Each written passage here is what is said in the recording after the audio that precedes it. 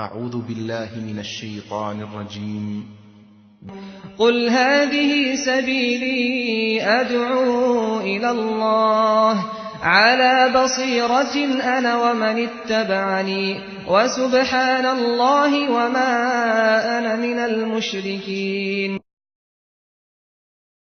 الحمد لله رب العالمين والصلاة والسلام على أشرف الأنبياء والمرسلين وعلى آله وصحبه ومن تبعهم بإحسان إلى يوم الدين. أما بعد.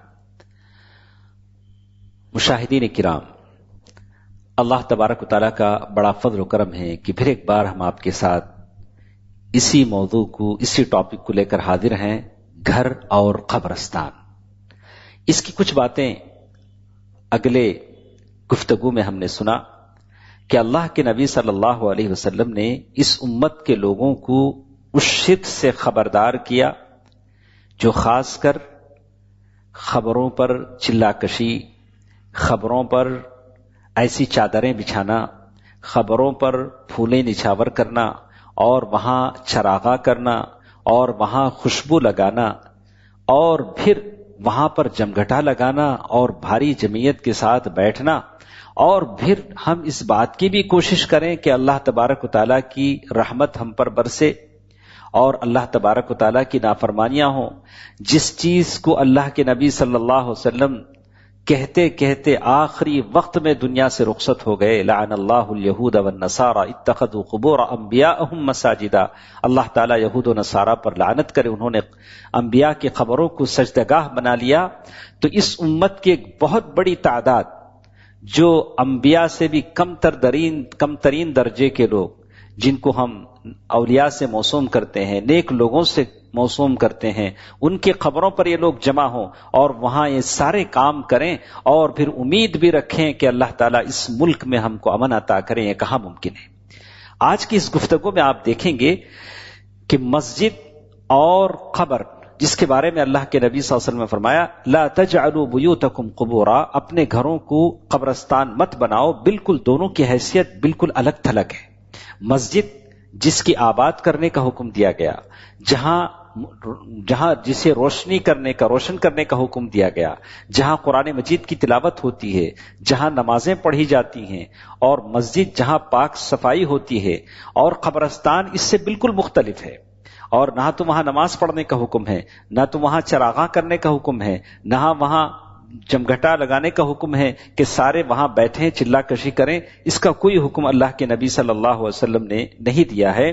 تو اسی لیے آپ دیکھیں گے کہ قرآن و حدیث میں انبیاء کے عبادت گاہوں کا ذکر ہے اور دوسرے مقامات کا ذکر ہے، لیکن کسی نبی کی خبر کی کوئی صحیح معلومات نہیں ہیں، اور سوائے اللہ کے نبی صلی اللہ علیہ وسلم کی خبر کی، وہ بھی ایک بند کمرے میں جو بنائی گئی ہے. تو اس سے کچھ باتیں ہمارے سامنے آتی ہیں.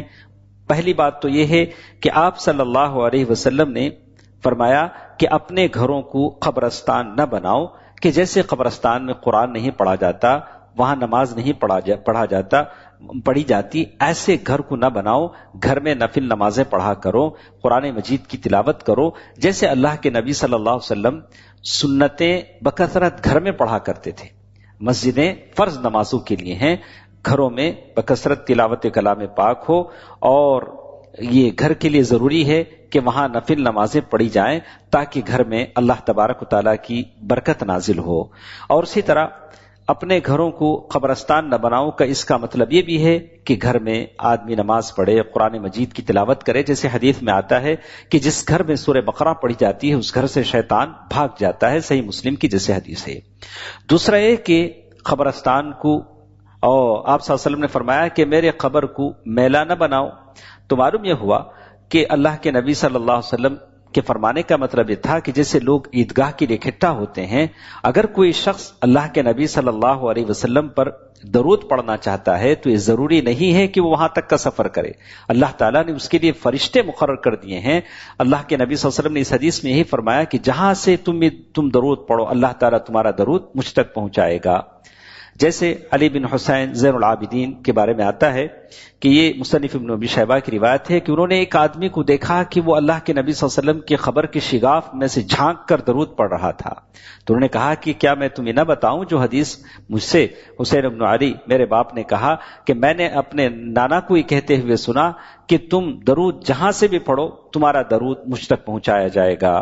تو معلوم یہ ہوتا ہے کہ اس حدیث کی روشنی میں علماء کہتے ہیں کہ بزرگوں کی خبروں پر ہر دن، ہفتہ، مہینہ، سال بھر کے لیے جو عرس لگایا جاتا ہے، وہاں قسم قسم کے جو کھانے پکتے ہیں یا وہاں رقص و سرور کی مجلسیں سجائی جاتی ہیں، یہ ساری کی ساری بدعت ہیں اور شرعاً شریعت میں ساری چیزیں منع ہیں. جیسے فتح القدیر للبناوی میں اس کا بڑا تفصیل سے ذکر ہے. تو ہمیں اس بات کا لحاظ رکھنا چاہیے.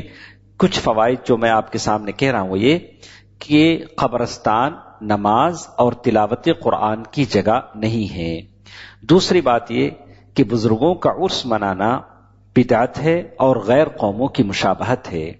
اور اسی طرح نبی کریم صلی اللہ علیہ وسلم پر آدمی درود پڑھے اور جہاں سے بھی درود پڑھے اللہ تبارک و تعالیٰ اس کا درود فرشتوں کے ذریعے اللہ کے نبی صلی اللہ علیہ وسلم تک پہنچائیں گے.